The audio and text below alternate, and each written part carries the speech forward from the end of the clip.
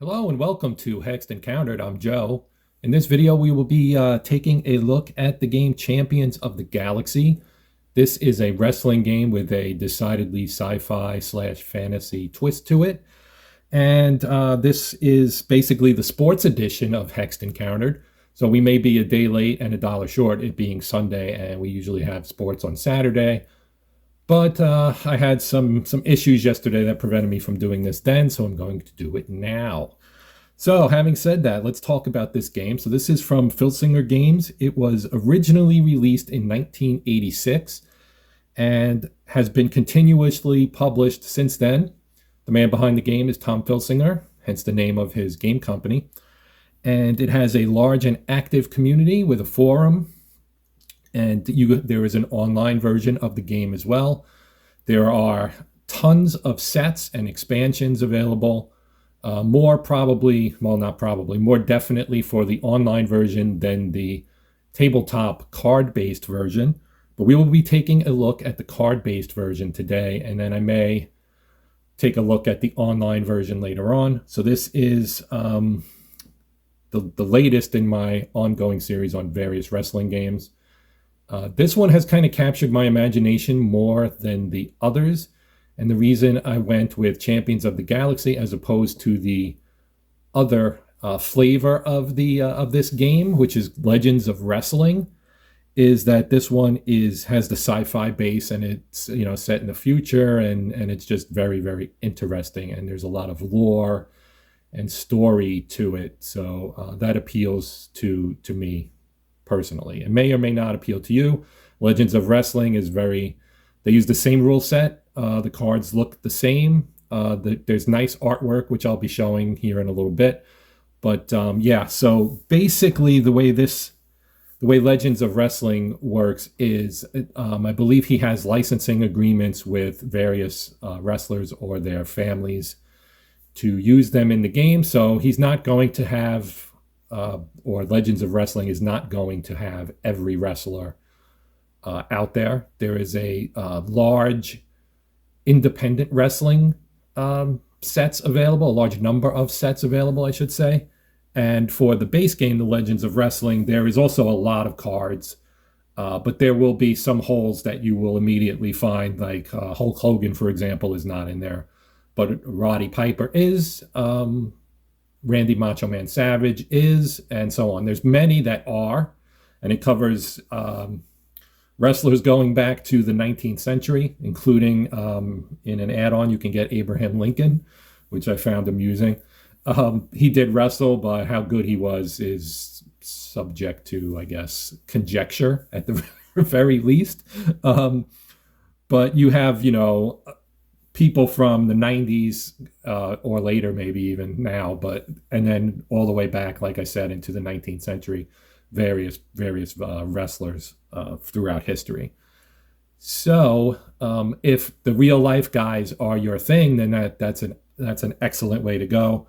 I felt like, based on the other games I've already covered, I have a lot of the real life guys, and if you saw my recent video on fictional sports universes, that's a thing I'm very intrigued by and something I participate in myself. I have my own universe I've created that I talked about in that video called Figment Sports Universe.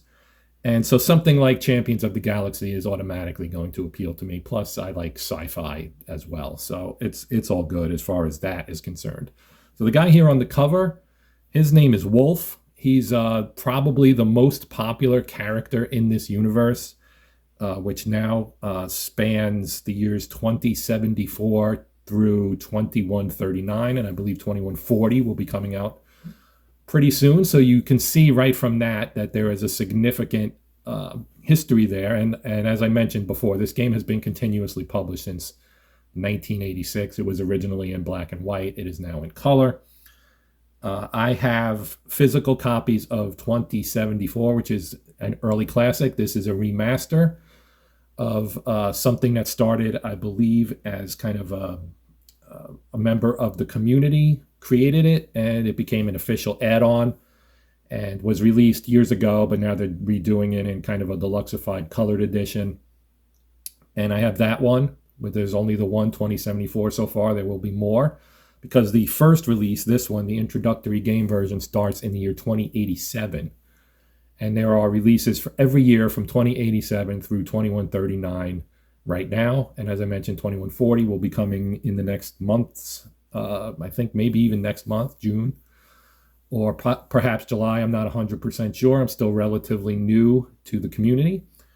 But yeah, so there is a lot to this game. As for what I own 2087 and 88. I also have 2089, 90, and 91 coming. It was supposed to be here on Friday, but the U.S. Postal Service is up to its usual tricks. Informed delivery said it would be here on the 10th, and it didn't show. So we'll see when it arrives. Anyway, we're going to take a look at the base set here, the introductory game edition.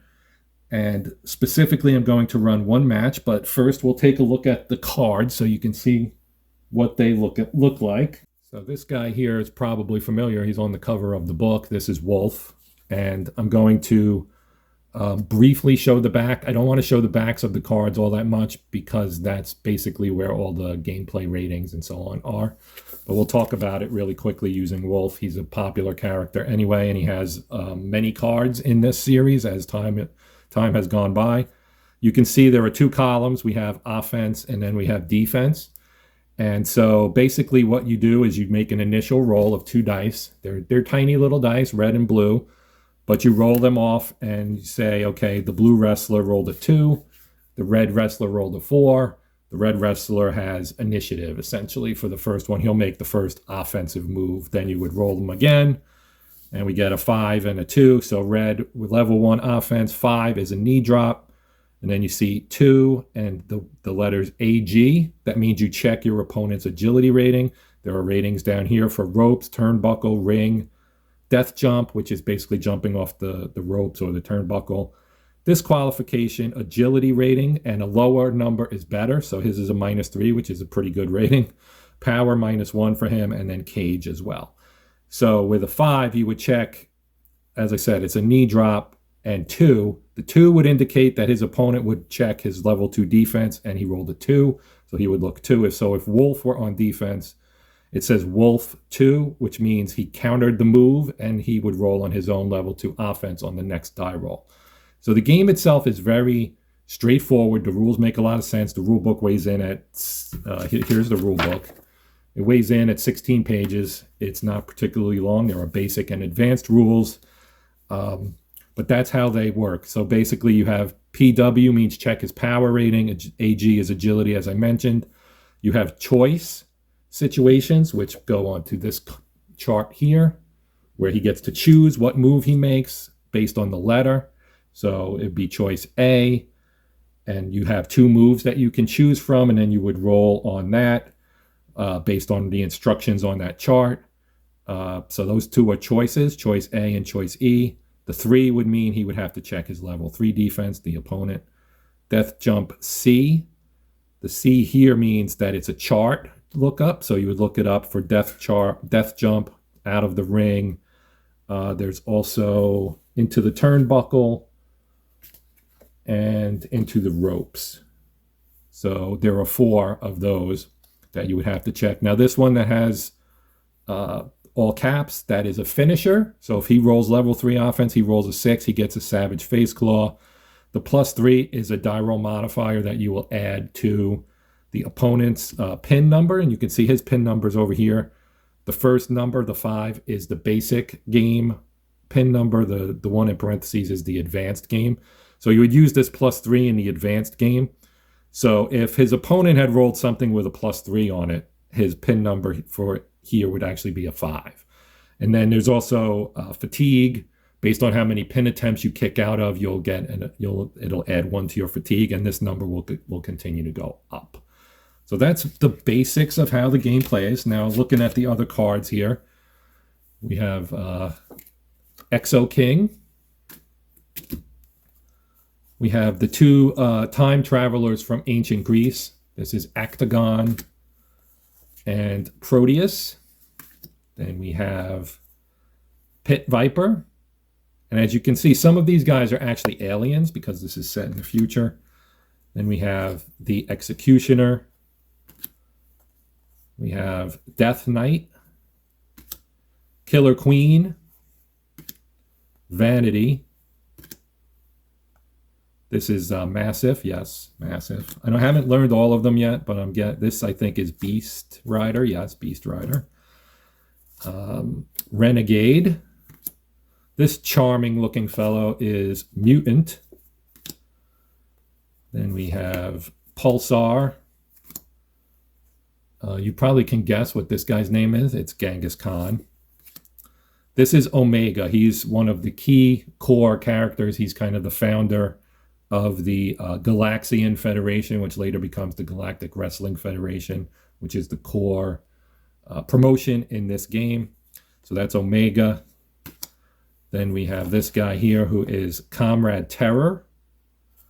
And he's going to be one of the wrestlers in our sample match. And his opponent for that match is this guy right here, Commander Sam. As you can see, he's an American.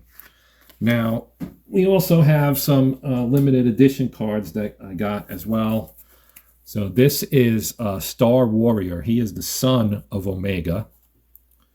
Then we have Thantos, who is the core villain in the set. So he's the guy who basically starts the whole hero versus villain thing that will continue throughout the history. This guy is the Invincible Kraken. Then we have Lord Nexus, who is pretty much a core character as well. He kind of has a role in various alternate universes and different things. The lore behind this, as you go on through history, becomes quite extensive. Then we have Brute. And finally, Massacre. There are a couple of others that I do not have that were part of my second order, which, as I mentioned, has been delayed by our fabulous United States Postal Service. So when that comes, we will have that as well. So now, as far as playing the game out, okay. Oh, I should mention here in the introductory game edition, each set you buy has a book. So here's the book for the introductory game edition, and what that gives you is blurbs on each of the fighters. So here's Star Warrior, Omega, Commander Sam. You have some notes here and a note from the creator, Tom Filsinger. Then we have Massive, and it tells you their teams or factions that they're a part of. The Neptunian Space Croppers. You have Beast Rider and Renegade. Wolf is a thing all his own. He's a gladiator of Aethra. This is a recurring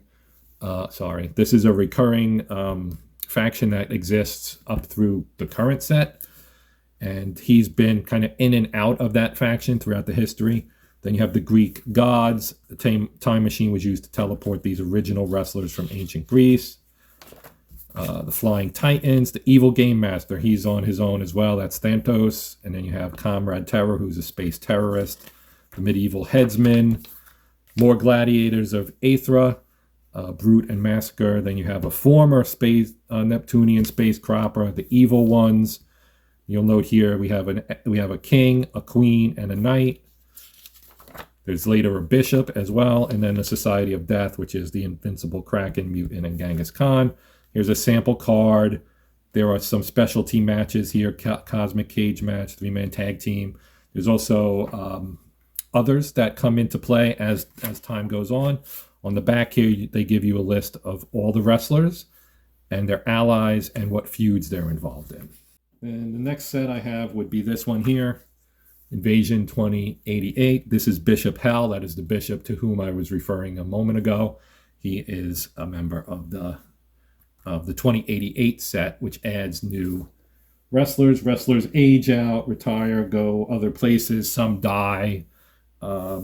But the thing with this game, too, is that you can kind of make it whatever you want. So we're going to play a match between these two guys right here. Comrade Terror on the right. He'll be in the red corner, and Commander Sam will be in the blue corner. Got my player aid cards here. I'll keep these off camera and refer to them as necessary while we play. My instruction book is also off camera, and let's play. And now, depending on how long this takes, I might not play the whole match, but I'll play some of it. You can keep score if you wish. I'm going to use some two-sided, six-sided dice rather, two-sided, to track their fatigue. So we'll leave it at 1 right now, which just and they're gonna stay. Well, I don't. You know what? I'll take them off, and once they get a fatigue, I'll put it on. Because right now their fatigues are at 0, so it would be not quite right to put them on just yet. So we'll take out 2 dice. I won't use my dice tower. We're just going to roll them. And we get a 6 for blue and a red 4. So that means Sam gets the initial move. He rolls a 5, and a 5 on level 1 offense for him is a face slam, and 2 with choice A. So now we go here and we look at this card.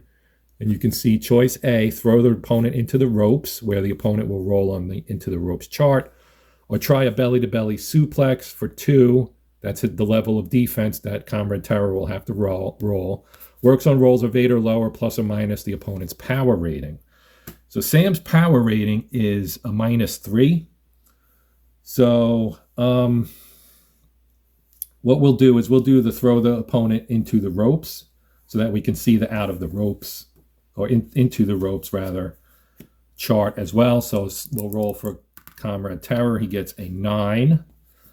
And his into the ropes rating, or ropes rating, is a B. So you look in column B here.